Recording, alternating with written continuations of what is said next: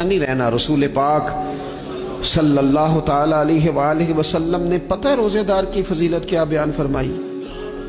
اللہ کے محبوب صلی اللہ تعالی علیہ وسلم فرماتے ہیں کہ رب فرماتا ہے ابن آدم کا ہر عمل اس کے لیے ہے، روزہ میرے لیے، اور فرمایا میں خود جزا دوں گا روزے کی، میں خود جزا دوں گا روزے کی۔ اور حضور فرماتے ہیں روزہ ڈھال ہے، جو شخص روزہ دار ہو وہ بےہودگی سے، فحش گوئی سے اجتناب کرے۔